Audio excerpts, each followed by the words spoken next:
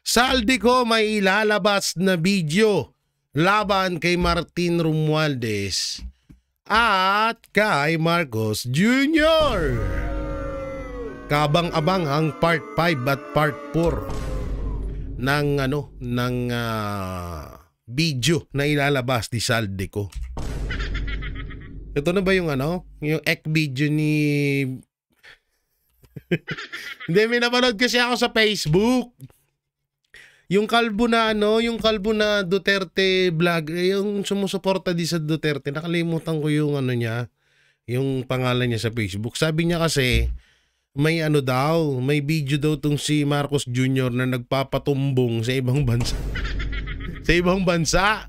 Oo, kaya sabi ko baka ito na yun. O kaya baka ito na yung mga ebidensya na video na talagang kaharap si Marcos Jr. or baka ito yung video na na isa din sa mga ebidensya laban kay Marcos Jr. na tumatanggap talaga siya or isa siya rito sa nagnanakaw ng isa siya sa mga mastermind dito sa nakawan sa trilyones na nawawala sa kaban ng bayan. So ito yung kaabang-abang dyan. Oo, ito yung kabang-abang dyan na ilalabas ngayon nitong ni sino ba to? Ni Saldico. At ito nga yung part 4 at na pinakainaantay at part 5. So ano ba tong na to? Kung tayo tatanungin, siguro nga talaga baka ito yung ebidensyang kasi picture, di ba? Nilabas nung una mga picture, mali-maleta. Nandun nga yung picture ng pamilya ni Romualdez. Andun din yung unan na nakalagay House of Representative. 'Di ba? So ngayon baka ito na nga yung ito na yung inaantay natin na video. Malamang sa malamang pag lumabas sasabihin na naman nila, ay AI yan. AI yan. Harap na naman, hirap. Hindi alam mo na naawa na ako kay Auntie Claire din talaga. Hirap na siya. Hirap na si Auntie Claire, Lacson at Soto kung paano ipagtanggol si Marcos Jr. Biruin mo ba naman kapatid ang naglabas ng ebidensya na addict siya?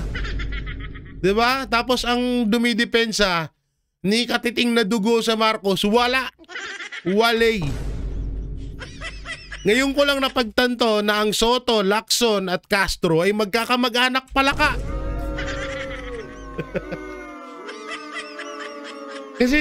kasi biruin niya, mas gusto nilang paniwalaan sila ng taong bayan kaysa dun sa kapatid. 'Di ba? Biruin mo 'yon na etong si Soto pala ay kamag-anak ng mga Marcos. At etong si Lacson ay jowa ng mga Marcos. Ay, kamag-anak pala, sorry. At etong si Auntie Claire ay kabit ni Marcos. Ay, sorry ulit.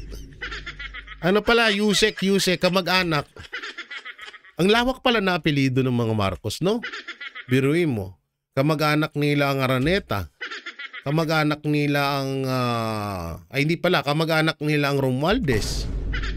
Kamag-anak nila ang Soto. Kamag-anak nila ang Lacson. Kamag-anak nila yung mga Castro. Aba, ang laking pamilya pala talaga ng Marcoses sa bansang Pilipinas. Grabe yun, ha? Ngayon lang tayo na-inform. No? Sino pa ba? Pati pala Remulla kamag-anak din nila.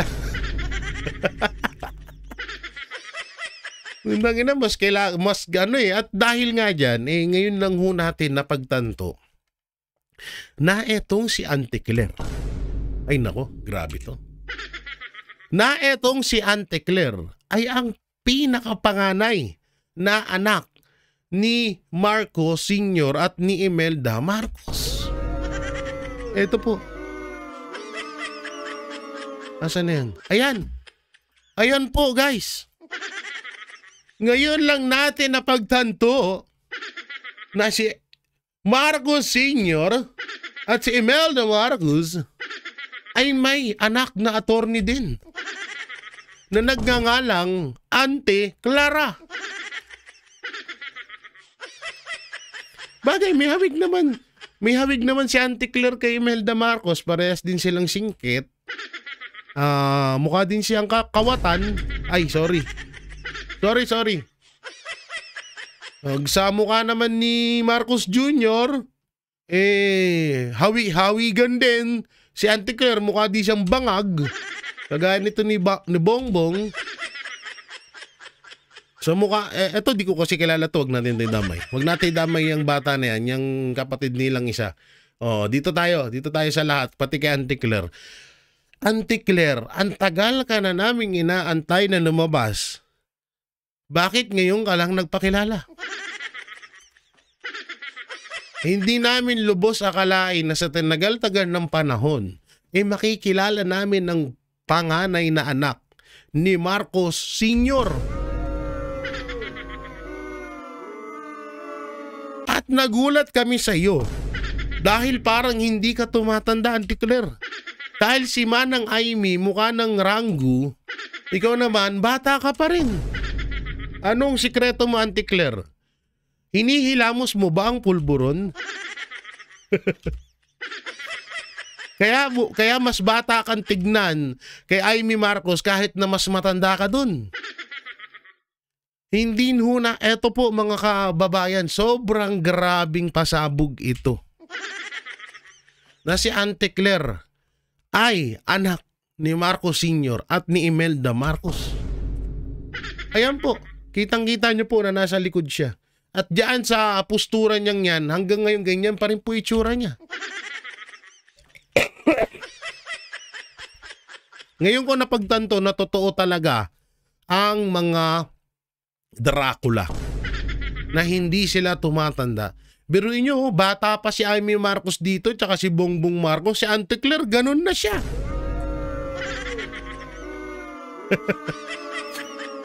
Grabe, no? Grabe ka, Auntie Claire. Ngayon lang nalaman ng sambayan ng Pilipino na may isa pang anak, si Imelda Marcos at si Marcos Sr. na isang napakabobong attorney. Ay. Kaya pala, kasi nagtataka ho tayo, bakit ganyan na lang ipagtanggol ni Auntie Claire. Etong si Bongbong Marcos, yung pala, nakakabatang kapatid niya, akala natin kabit din siya. Akala natin siya ang the second lady. Yun pala, siya pala ang pinakapanganay na anak ni Imelda Marcos at Marcos Sr. Grabe to. Grabe ka, Auntie Claire. Grabe, hindi ka namin na alala.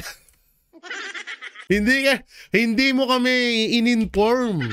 Nakamag-anakan ka rin pala ng mga Marcos. Kaya pala alam mo na hindi adik si Marcos, si Bongbong Marcos Jr. Kaya pala alam niya.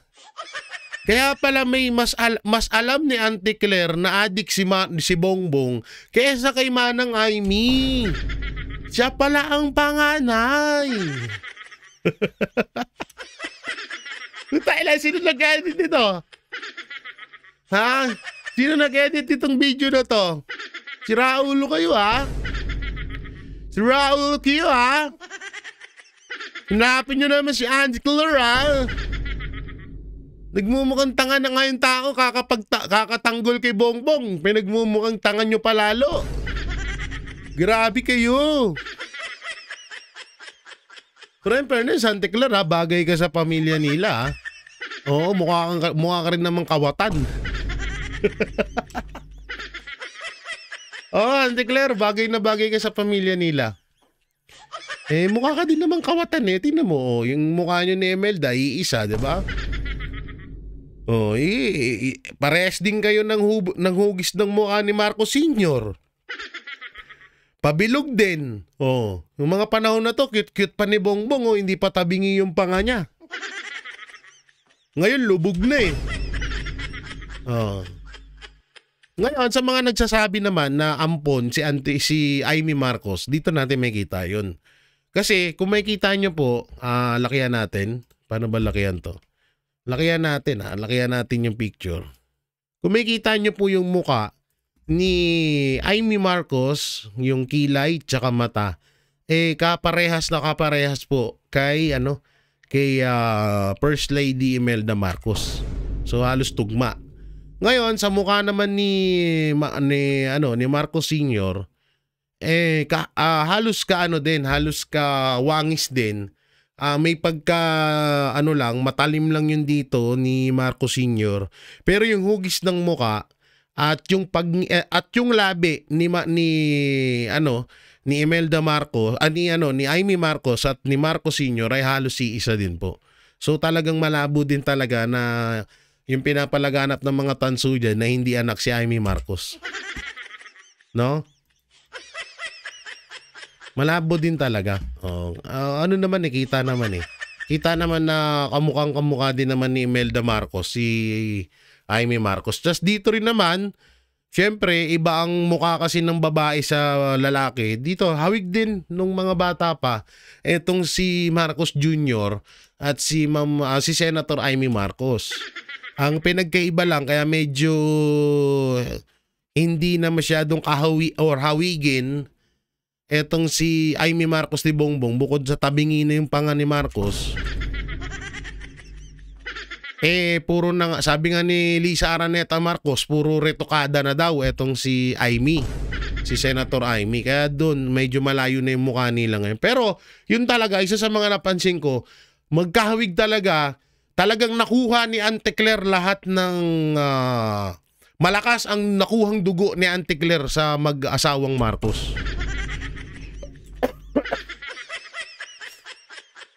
Yan, kitang-kita naman, pati yung hugis ng muka ni Marcos Sr., kuwang-kuha ni Auntie Claire. Yung kilay, ilong, labi at hugis ng muka ni Imelda Marcos, hawig na Auntie Claire. Walang labis, puro kulang. Tangin na kasi ito si Auntie Claire, kung umasa ka, alam mo, ikaw yung kapatid no? Yan tuloy, tingnan mo nagagawa sa'yo, kung saan ka na sumusulpot na picture. Buisit ka kasi. Saan ka sumusulpot ng mga picture, tingnan mo. Ano nangyari sa'yo, Inday? Inday Claire. Ay, hindi siguro, baka nahagip lang siya. Baka kabit siya ni Marcos Sr.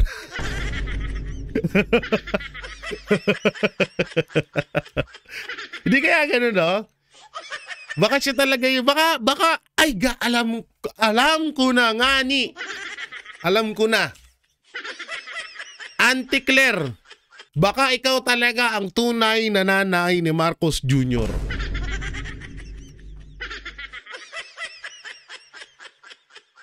Baka yung hinala namin sa'yo na ikaw ang second lady, baka nung panahon pa ni Marcos Sr.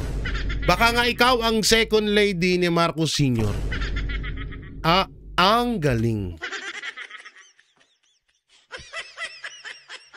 Okay.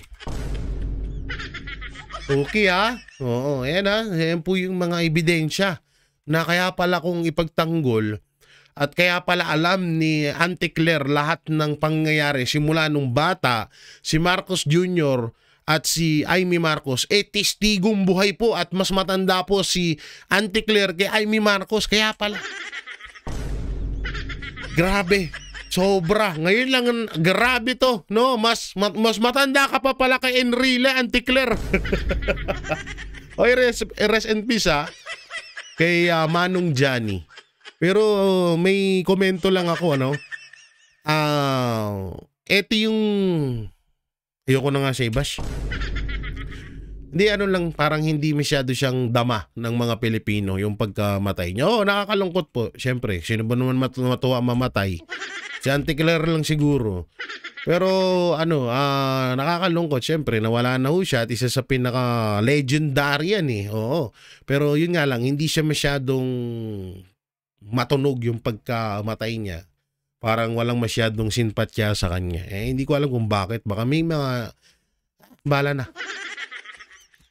Grabe. So yan po, yan po ang tunay na picture.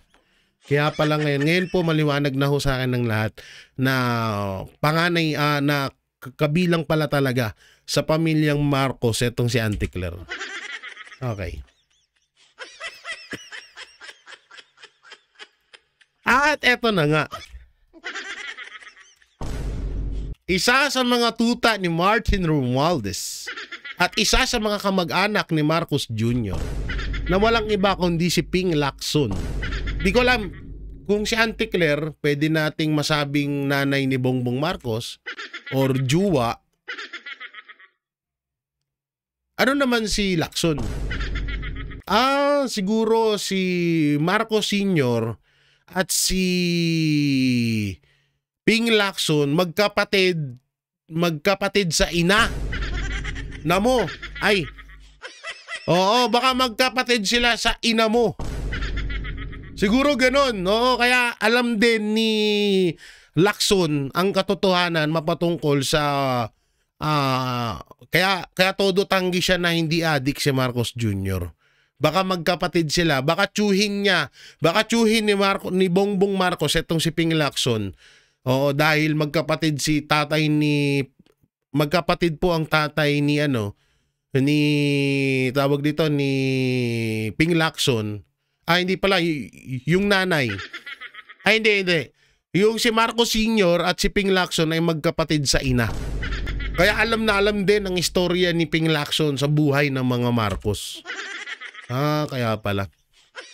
Okay, ngayon maliwanag na rin sa amin. Sabi niya rito, hindi raw si Marcos Jr. ang tumanggap ng kickback ayon kay Senator Ping Lacson.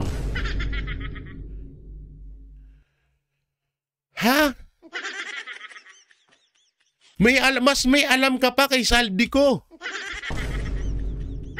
Tinanggap ka na nga namin tsuhin ka ni Marcos Jr. dahil mas alam mo pa. Mas may alam ka pa kay Amy Marcos.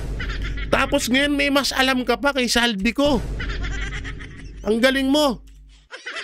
Iba ka, Ping Lacson. Grabe ka.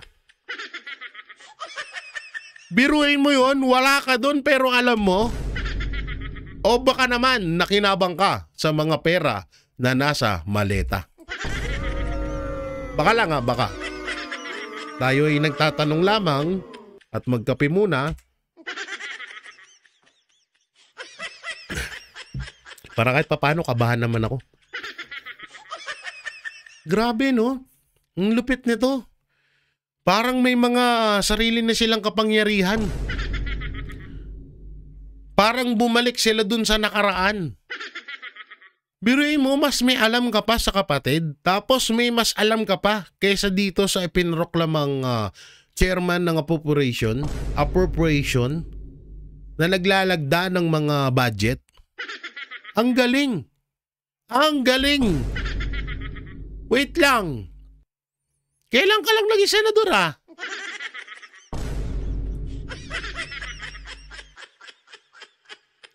...2025 ka na ulit naging senador. So, ibig sabihin, kaya ka tumakbo bilang senador, hindi kayo magkakasama din kayo ni Marcos Jr. sa session? Session ng meeting. Mapatungkol dun sa bigayan ng pera. Kasi sabi niya, 'di ba? Sabi ni Lacson, hindi raw si Marcos Jr. ang tumatanggap ng pera. So ibig sabihin nandun siya. Nandun siya, nakita niya ng dalawang mata niya, ni Senator Ping Lacson. Alam niya po tayo na magsasalita ka ba kung wala kang alam? Kung wala ka doon sa mismong pangyayari. Yung pagiging adik niya ni Marcos Jr., alam ni Ping Lacson. Eto pa kaya? 'Di ba? Ganyang kalakas si Senator Ping Lacson. Ganyan kalupit yan. Ganyang kalupit yung mga yan. Ping Lacson, Tito Soto, Attorney Claire Castro, ang lulupit niyan. Lahat yang kamag-anakan ng mga Marcos. Basahin natin Sabi dito, pinangalanan niya sina presidential liaison of office Yusek Adrian Carlos Bersamin at Education Under Secretary ano to? Tege? Anong tamang basa dito? O Olivar. Anong tamang basa di? Putang ina nyo, wag nga kayo dito sa Pilipinas. Hindi ko ano yung mga pangalan nyo. Sa kanilang pwesto. Oo, so, pinangalanan niya sina President. So eto daw yung mga tumanggap ng pera. So, nung panahon pala na nagkakabigayan ng pera sa budget, andun pala si Ping Lacson. Kaya pala kahit alam na naming mga Pilipino na hindi ka naman mananalo, nanalo ka. Andun ka pala. So, ibig sabihin, inamin mo na isa kang sa gagamiting material ni Marcos Jr. para pag lumabas tong issue na to, didepensahan mo siya. Kaya pala.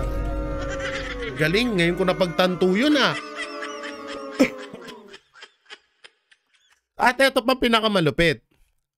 Andun ka na pala, bakit ngayon mo lang sinasabi? Ano to?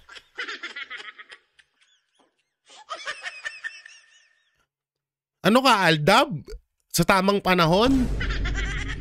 Ganun ba, Senator Ping Lacson? Parang nakakabobo naman ata yun. Grabe, no? So, ibig sabihin, dapat pala, ikaw na lang yung ginawa ni Marcos Jr. sa posisyon, dapat ikaw na lang yung inilagay ni Marcos Jr. sa posisyon ni Saldico. Si Saldico, pinagmumukha mong walang alam. Tapos ikaw may alam. Nasamantalang yung posisyon ni Saldico, si Marcos Jr. ang naglagay sa kanya doon. Hindi pala si Speaker Martin Romualdez. So ikaw pala talaga ang tunay na chairman ng appropriation. Bubulol ako doon, hindi ko kayang straightin ng salita yun. Comment nyo na lang sa baba okay. Grabe, hindi ka lang kamag-anak, kismoso ka pa. Kismosa pala. Ikaw, Pinky, Nako-confirm na kita, Kapag ikaw nahindot ka, ay kamag-anakan ka ni Paula Ortega, na isa ka sa mga bandila namin, tumbong ka sa akin. Walang yak, Ano to? Senator / chismosa? Tayo na lahat, alam mo Alam mong hindi nagdodroga si Marcos Jr. Diba? Alam mo na hindi nagsasabi ng katotohanan si Saldico.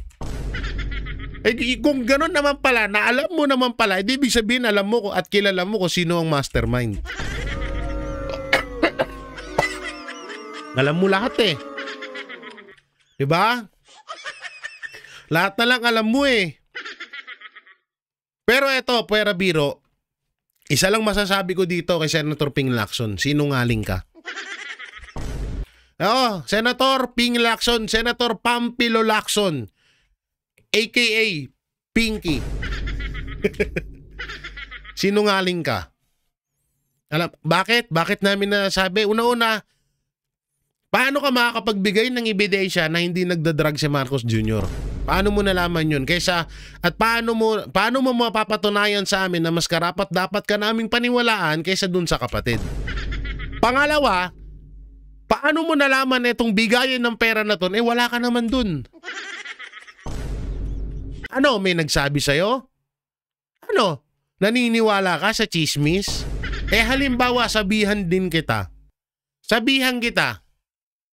Halimbawa, o kaya hindi kita sabihan, halimbawa maniwala rin ako sa chismis. Na nabayot ka. Halimbawa lamang yun, Senator Ping Lacson. Halimbawa lamang po yun, Huwag ka pong magagalit sa akin. Kasi, kung maipapakita mo na ikaw yung nandoon mismo, na kaharap ka nung tinanggap yung perang yun, Senator Ping Lacson, maniniwala ako sa'yo. Pero kung naniwala ka lang sa sinabi ni Marcos Jr. at ni Martin Romualdez at sino pang Poncio Pilato na nagsabi sa inyan, putang ina, chismosa ka. Hindi yan gawain ng tunay na lalaki, tandaan mo yan.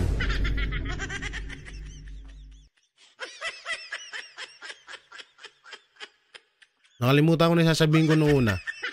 Pangalawa ulit. At eto pa, Senator Ping Lacson. Dapat wala nang mangyaring blue ribbon hearing. Alam mo kung bakit? Alam mo na lahat eh. Bakit ayaw mo pang aminin ngayon kung sino ang mastermind? Ang masama nito, mapunta na naman to sa mga Duterte. Diba? Tangina, may alam ka pa kaysa kay kay Saldico. Ang galing mo. Di sana hindi na namin inantay si Saldico na lumabas. Di sana na lang ikaw na lang ang hinantay namin magsalita. Alam mo naman pala lahat eh.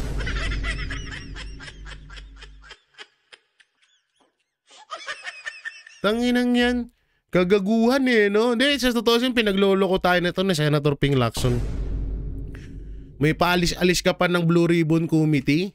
Putangin na, nagpadagdag ka lang siguro dun, no? Hoy, dagdagan niya ako. Laki ng pera na nakuha niya eh. Malay-maleta yan, kahit isa lang sa akin.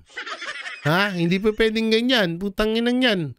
48 million ang isang laman ng maleta.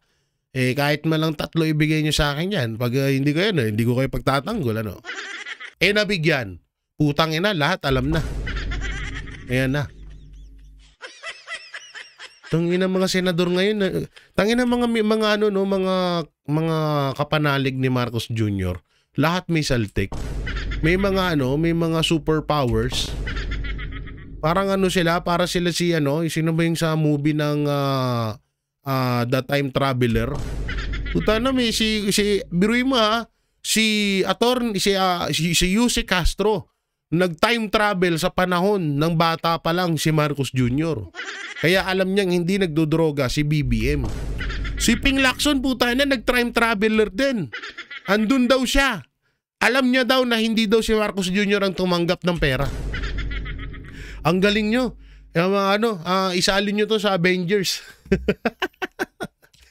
At syempre, ito naman. Saldico, formal ng kinasuhan ng ombudsman. Ang galing! Ang galing naman nun. Ang galing naman. Dang inang yan.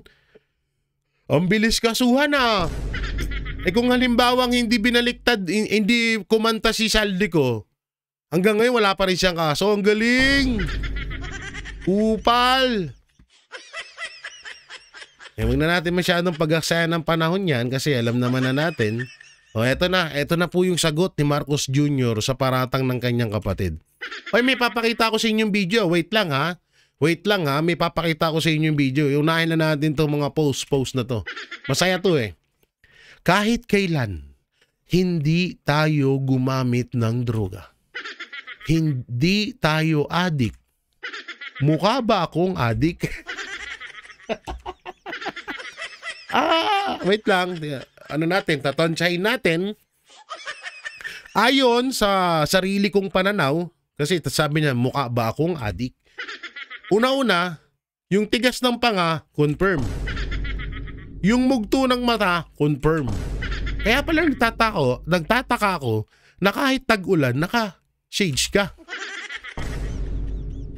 Nung mga panahon na yun na nagtataka ako na naka-shades ka kahit tag-ulan, iniisip ko, baka idol mo lang si Ben Tulfo. Diba? At ayon naman sa mukha, kasi sabi niya rito, mukha. Ano ba yan, Marcos Jr.? Kulang-kulang yung tanong mo. Dapat ang tanong mo, mukha ba akong adik? Ugali ba akong adik? Dapat ganun. Kasi kung ugaling adik ka, confirm. Kasi kung nasa katinuan ka, bakit mo pa ipapaipon yung baha at gagamitin sa tagulan? Ito pa malupit. Noong ninahanap na ang flood control, mga project ng flood control, sabi mo nabangga ng barko. Tapos pangalawa, na-overwhelm lang. Tangina, tapos pangatlo, pumang-apat ka pa.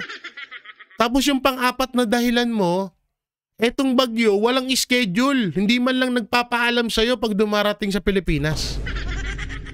Hindi magawa. Alam mo, yung mga ganong kaisipan, hindi yun pangadik. Ano po talaga yun? Sadyang malikot lamang ang utak ng ating presidente. Malikot lang po ang utak ng ating presidente. Sadyang sa sobrang katalinuhan niya, naging tanga na siya. Sorry po, ha? Mukhang adik. Hindi ka mukhang adik, Pangulo. Hindi. Yung ganun yung nguya-nguya ng panga mo, nakabubble ka lang nun. Hindi, wala. Wala ka dun kay Amy. Hindi. Totoo yun. Mukhang adik. Wala. Wala. Hindi ka mukhang adik. Ano to? Ito ibabalik ang 107 billion pondo ng PDIC. Putay na, sa PhilHealth yan, hindi nyo pa rin binabalik eh. Tapos may nalalaman ka na naman pagbalik. Kilala mo ba ang kumanta ng kilala mo ba ang kumanta ng nagbalik? Or magbalik? Ha? Hindi si Ping Lacson. Kalya Lili yun. Kilala mo si Lili? Yung tiga-Amerika. Oo. Yung tropa nung kabit ni Tito Soto. Butangin na kasi parang gusto. Hindi, sa totoo lang, masensya na ako. Bakit ako nagaganito? Bakit ganito yung parang reaction ko sa mga sinasabi nila?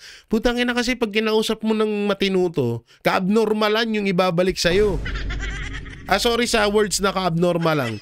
Kabaliwan ang ibabalik sa'yo. Wala na, may mga sapak na to sa utak eh. Binalik, tingnan mo tinanggalan nila ng, kung hindi ako nagkakamali, 90 or 85 billion ang pondo ng PhilHealth. Binalik 60. Hanggang ngayon, hindi pa nababalik pala. Tapos ngayon, ito na naman, may ibabalik ka na naman. Sinabi mo lang na ibabalik, pero hindi mo naman ginawa. At ang pinakamasaklap pa rito, hindi mo na nga dapat ginawa, pinagmamalaki mo pa. Ay lako, Marcos Sr. Marcos Sr., ako po yung nananawagan sa inyo. Umaari lang po Marcos Sr. Kung kaya nyo pa pong bumangon sa himlayan nyo, pakibatukan yung anak nyo. Wala na po siya sa katinuan. Alam po namin, Marcos Sr. na sa inyo lang po siya makikinig.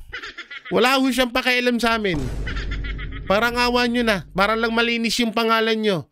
Magpalit na lang kayo. Si Marcos Jr. ang ilibing nyo. Kayo na lang maging presidente. Mukhang mas mapapakinabangan ka namin kahit papano. Kaso agnas na yun no? Wala na yun no? Hinain na ng mga impacto yun Ewan ko lang pero parang hindi ata tinanggal ba sa salamin yun? Hindi kasi ako nag-update doon. Alam ko na si Pangulong Duterte nagpalibing doon. At deserve naman din talaga. Yun naman, kahit ito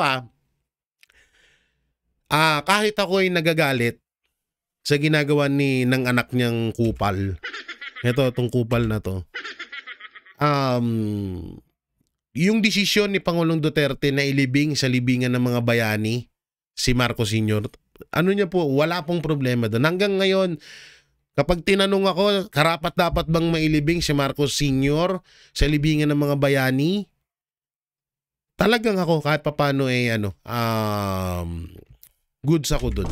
Wala akong hate doon, wala akong problema doon. Problema ko tong kupal na to. Inuuto mo na naman kami Tigilan mo kami sa ganyan mo. Ibabalik mo. Tapos hanggang ngayon, sa PhilHealth ka, hanggang ngayon wala pa Sinabi nyo lang na ibabalik, hanggang ngayon nga pa rin. Tigilan nyo kami.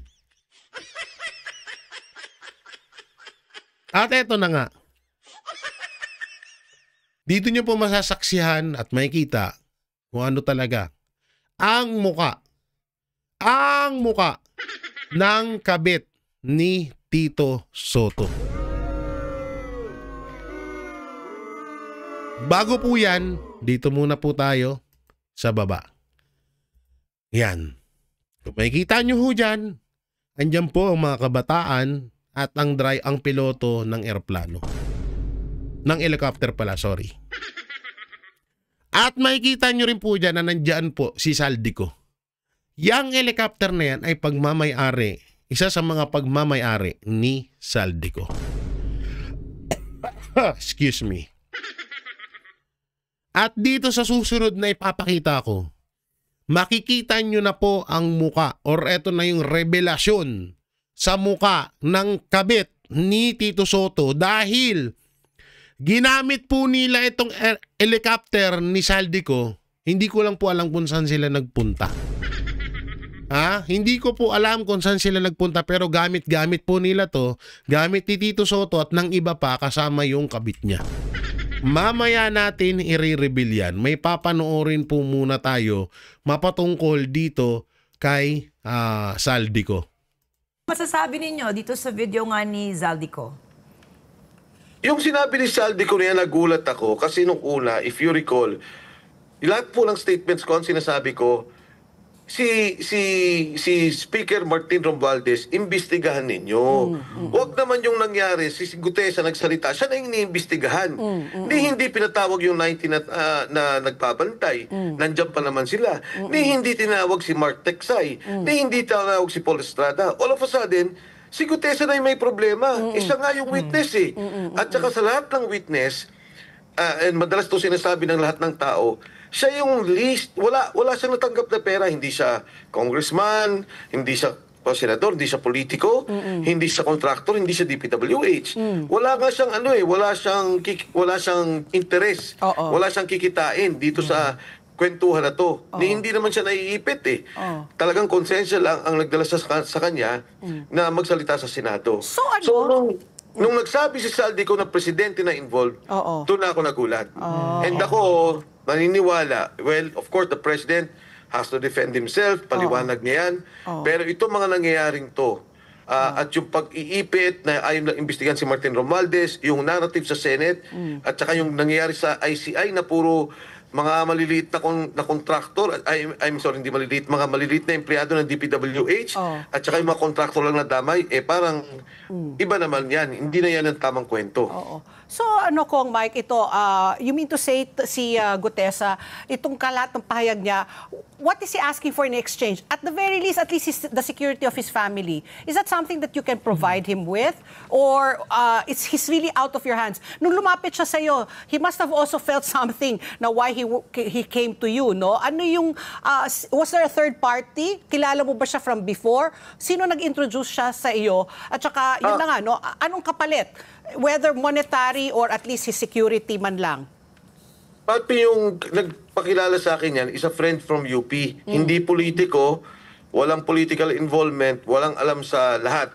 Sabi lang niya, pakinggan mo to, tingnan mo kung ano. So, nung nagkwento na si Gutesa, and yun, sinabi niya na lahat, nung kwento niya, sabi ko, sandali, mas maganda ikwento mo yan kay Senator Marcoleta. In fairness, walang inihingi si Sergeant Gutesa. Not even security? Not even security. Ang nangyari pa nga dyan, in fact, today, as I'm talking now, na-secure na namin yung pamilya. Kasi nung una, hawak nila si Gutesa. So, ang feeling ko, safe, di ba? Protected nila.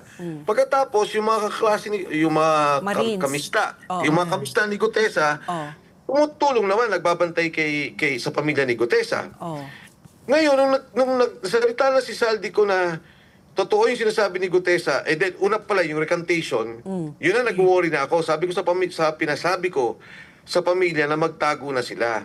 Ang pamilya ayaw naman. Kasi ang worry siguro nila, baka pag nawala din sila, may mangyari kay Gutesa. In the case of Gutesa, ayaw din naman siguro niyang, gusto niya, nalolocate niya yung pamilya niya. Alam niya kasi, takot din siya may mangyari sa pamilya niya. Pero lumabas si Saldico, sabi ko, pakisabi, wag na. Magtago na sila, parating na lang kay Gutesa in one way or the other na safe na yung family. Kasi mahirap na ho yung sitwasyon eh. Sabi nga nung family, masyado nang dumami yung pumapaikot. And the family doesn't even want to talk, di ba? Kasi hanggat wala sa kanila si Gutesa, hanggat hindi safe si Gutesa, ayaw din nilang may gawin to jeopardize his safety, to jeopardize his life. Pero dapat din talaga mag-ingat ng doble si Gutesa kasi anytime talagang pwedeng mapahamak yung sarili niya at ng pamilya niya. So talagang isama din natin sa dasal natin niyang pamilya ni Gutesa. Ang masama dito nga, yung mga dapat na maging witness, sila pa yung nagiging, sila pa yung nadedelikado, pwedeng kasuhan, at pwedeng sila yung pinapalabas sa sinungaling. Pero yung itinuturong mastermind, sila pa yung magiging tunay na witness. Diba? Ang lala, no? Meron pang isa yan Ito. Panoorin natin to. Gutesa, marami pang nalalaman, paktay na. Oy, mag-play ka. So, itinakda po yung aligasyon na mga nilabas ninyo sa kasagsagan po ng flood control scandal. May mga political analysts po tayo nagsasabi, this is kind of a political maneuvering on your end. What can you say about that, sir? Well, first of all, for so many years, hindi ako nakisali sa ganyan. In fact, Senator Marcoleta can verify this. He even invited me to be a nominee of the party list when they ran in 2022. Sabi ko, ayoko na. I'm sorry. 2025. 2025. Sabi ko, ayoko muna. I want to focus on what I'm doing right now sa private life ko. And then lumapit si Gutesa. Sinabi niya, kinuwento niya sa akin na ito po yung nangyari dyan po sa Valle Verde. Diyan po namin inipon lahat ng pera. Pagkatapos nagdi-deliver po kami. So ang tanong ko, ilang beses nangyayari yan? 3 times a week. Saan nyo dinadala? Wala po dyan sa Valle Verde. Dinadala sa magulo namin sa bahay ni Saldico. Pagkatapos po, dinadala namin sa bahay ni Speaker Martin Romualdez. So sa akin, iniisip ko, pag hindi ako nagsalita dito, pag hindi ko pinresent, hindi magsalita, kung hindi ko pinresent si Sergeant Gutesa kay Senator Marcoleta, yung konsensya ko naman na may alam akong nangyari sa bansa natin, may alam akong nangyari, at ito naman yung nanggaling din kay Gutesa na doon pala sir napupunta yung mga pera ng flood control. Mga ganito nangyayari. Binaha po yung mga kamag-anakan namin. Yung isa po namin kasamang sundalo, yung pamilya niya, wipe out po yung bahay. So, wipe out, sa Bicol, taga Bicol daw, sabi niya, dahil nga daw binaha. So sabi niya, so iniisip ko, kailangan nitong marinig ng Blue Ribbon Committee. At that time, si Senator Marcoleta... Madaling salita, parang na-touch or na hindi masasabing na konsensya So parang naglakas ng loob lalo si Gutesa na ilabas yung mga nalalaman niya ayon doon sa mga nakita niyang paghihirap ng kapwa niya Pilipino na yun naman talaga ang dapat din. Still the chairman yun. of the Blue Ribbon Committee. So, nung nag-usap sila, actually hindi na siya chairman noon. Kasi the next day na yun, nangyari. It was about, natapos kami ng 6 p.m. nung final na. Tapos, next day, lumabas si Sergeant Gutesa at sinabi niya na yung kwento niya. Marami siyang kwento. Alam mo, marami siyang kwento about, yung binanggit ko na yung iba, yung DOH, may binabanggit pa siya doon sa mga media. Pero sabi ko, Sarge, siguro maganda focus tayo sa flood control. Yan yung issue ngayon, yung delivery ng pera. And yun nga yung pinakita niya doon na, ilan yun? 45 na... 48 suitcases. 48 suitcases na more or less may 48 million each suitcase. So isang delivery, 2.5 billion. At sabi nga niya, minsan mas maliliit pero 3 times a week. So ano to? Ano nangyayari sa pondo ng bansa? Saan pupunta yung pera natin? Tsaka bakit ganito? From the appropriations to the speaker, at the time ganun nangyari. Pero nitong lumabas si Saldico, sinabi na nagdi-deliver kay President Marcos, sabi ko, grabe na to. Kaya pala the whole time ganito yung nangyari, ang Pangulo involved mismo sa nangyayaring korupsyon, sa nangyayaring nakawan sa gobyerno. So kung Mike, ikaw, nung lumapit sa iyo si Orly Gutesa, you took his word for it. You're very discerning. You're a politician. You know how to read people. What made you believe that he's credible?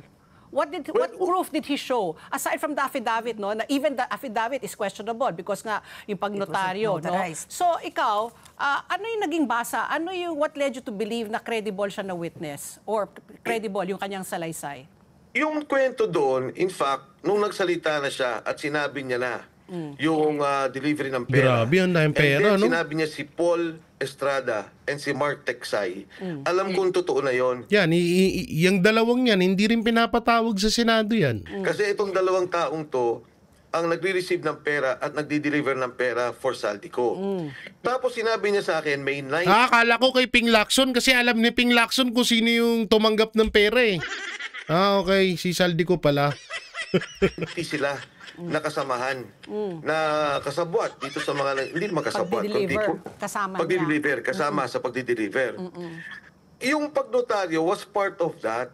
Alam mo, nung nagsalita siya, sinabi ni Senator Marcoleta, ipanotaryo mo yan. Ang sabi ko, and I argued against it sabi ko kay Senator Marcoleta, hindi na kailangan ng notaryo niyan kasi mag-under oath yan sa Senado. Anong ginawa nila? We were not with Sergeant Gutesa, nagpanotaryo siya. Nagpunta siya, nagpanotaryo siya. Walang ibig sabihin yung notaryo na yun because he was to be under oath the next day. Correct. Pero nung ginawa ng kabila, pinressure yung notary public. Di ba? Pinressure yung korte na sinasabi, peke. Pinressure yan kasi si Attorney Macalintal mismo may petition sa Supreme Court, the same notary, the same signature. Tapos yung judge sinabi, i-convict mo yan si ano.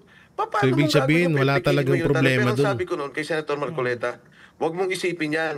Pinapalaki nila yung issue, pinapakalat nilang peke yung statement ni Gutesa by virtue of the notary. Lalo silang mapapasama dyan. Which happened. Kasi yung mga taong bayan na mismo sumagot, yung mga lawyers na mismo sumagot, na hindi totoo yan. Yung ginawa niyang statement will stand in court because it was, again, stated in the Senate, sinabi niya ulit sa Senado under oath. So sabi ko, lahat ng to kami na ng Diyos. Lahat ng to nangyayari na wala na tayong control. And then afterwards, lumabas na si Saldico, confirming what Gutesa stated in his Senate committee testimony. So yan liwa-liwanag niya, no? So talaga, totoo yung sinasabi, ako naniniwala ako doon na talagang yung itaas na.